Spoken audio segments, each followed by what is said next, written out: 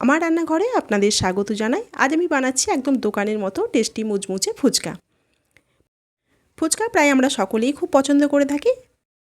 আর এই ফুচকা যদি হয় বাড়িতে বানানো তাহলে তো এই খাবার আনন্দ দ্বিগুণ হয়ে যায়। ফুচকা বানানোর জন্য প্রথমে আমি আটাটা মেখে নেব। আমি একটা থালার মধ্যে নিয়ে নিচ্ছি এই বাটি মাপ করে 2.5 বাটি আটা।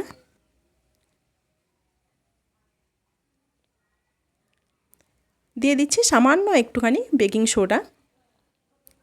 সোডা আর আটাটা ভালোভাবে মিশিয়ে নিচ্ছি। আমার এই রেসিপি যদি আপনাদের ভালো লেগে থাকে অবশ্যই লাইক করুন আর আমার চ্যানেলটিকে সাবস্ক্রাইব করুন। যে বাটি মেপে আমি আটা নিয়েছি সেই বাটিরই মেপে হাফ বাটি সুজি আমি 15 মিনিট আগে ভিজিয়ে রেখেছিলাম। ভেজানো সুজিটা আটার সঙ্গে খুব ভালোভাবে মিশিয়ে নিচ্ছি।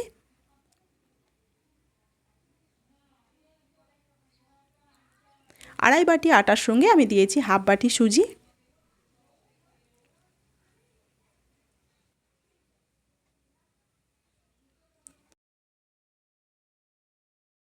সুজিটা খুব ভালোভাবে মিশিয়ে নেওয়া হয়ে গেছে। এখন অল্প অল্প করে জল দিয়ে আমি আটাটা খুব ভালোভাবে মেখে নেব।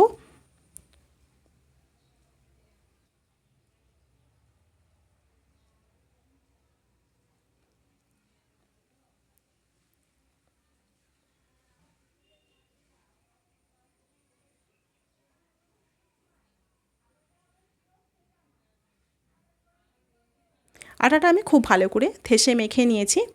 দেখুন ঠিক এরকম হবে, খুব বেশি নরমও হবে না আর খুব বেশি শক্ত হবে না। এখন আমি একটা ভিজে রুমাল দিয়ে আটার ডোটা ঢাকা দিয়ে রাখছি। আধ ঘন্টা মতো আমি ঢেকে রাখবো। ততক্ষণে আমি ফুচকার আলু আর জলটা তৈরি করে নিই। আমি এখানে 3টে সিদ্ধ আলু খোসা ছাড়িয়ে মেখে নিয়েছি। দিয়ে দিচ্ছি 1 মুঠো মতো ছোলা মটর সিদ্ধ, 2 চামচ মতো দিচ্ছি তেঁতুলের কাত, দিয়ে দিচ্ছি 4টে সিদ্ধ করা কাঁচা লঙ্কা, 1 চামচ দিলাম কাঁচা লঙ্কার কুচো, 1 চামচ দিলাম চিলি ফ্লেক্স, 1 চামচ ভাজা মশলা আর দিলাম হাফ চামচ মতো নুন, 1 চামচ মতো বিট নুন, 1 চামচ দিচ্ছি লেবুর রস। সব কিছু দিয়ে আমি আলুটা মেখে নিচ্ছি।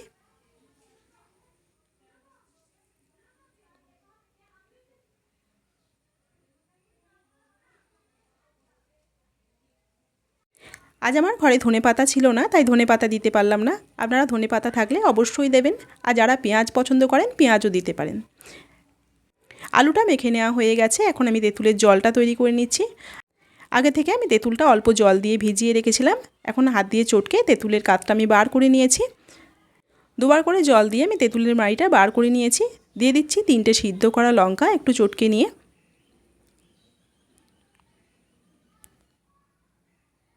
দিয়ে দিলাম অল্প কাঁচা লঙ্কার কুচো আর অল্প চিলি ফ্লেক্স, দিলাম পরিমাণ মতো বিট নুন, দিয়ে দিলাম অর্ধেকটা গন্ধরাজ লেবুর রস আর 2টো স্লাইস করা গন্ধরাজ লেবু আমি এর মধ্যে দিয়ে রাখলাম।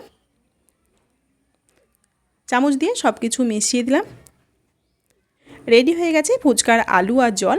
এখন আটার ডোটা আমি আরেকটু থেসে নিচ্ছি।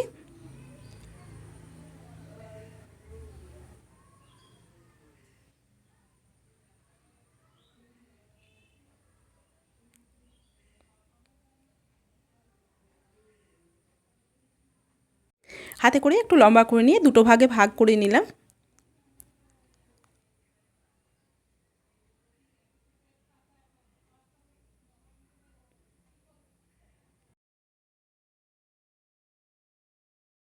এক ভাগ আটা নিয়ে এইভাবে টেবিলের ওপর হাত দিয়ে আমি বেশ লম্বা করে নিলাম। এখন ছুরি দিয়ে সমান সাইজ করে আমি এগুলো কেটে নেব। আমরা ঘরে লুচি খাওয়ার জন্য যেরকম লুচির লই করি সেরকম সাইজের কেটে নিচ্ছি।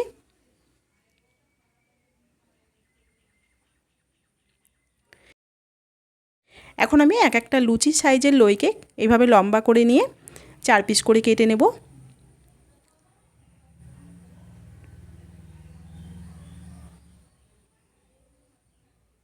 একইভাবে আমি সব লইগুলো কেটে নিয়েছি।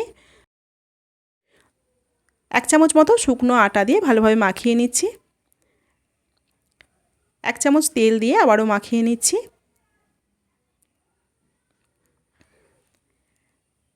হাতে করে একটু গোল করে নিচ্ছি।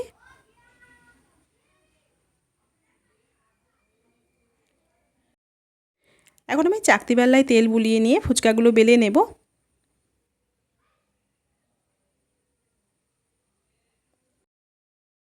ফুচকাগুলো বেলার সময় আমি একই দিকে বেলে নেব।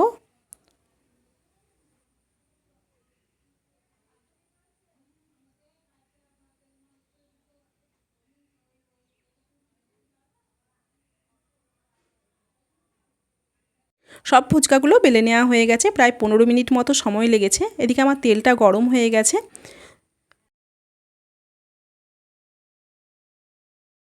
যেই ফুচকাগুলো আমি আগে বেলেছি সেইগুলোই আগে ভাজবো।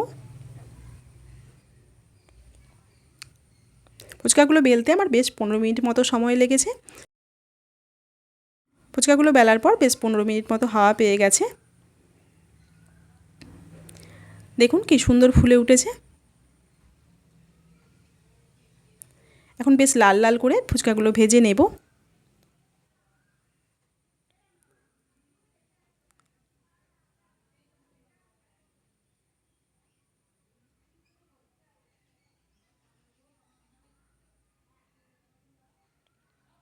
ফুচকাগুলো বেলার সময় একটু হালকা হাতে বেলতে হবে, যাতে একটা দিক মোটা একটা দিক পাতলা না হয়ে যায়। দুটো দিক সমান হলে ফুচকা ঠিক এইভাবেই ফুলে উঠবে।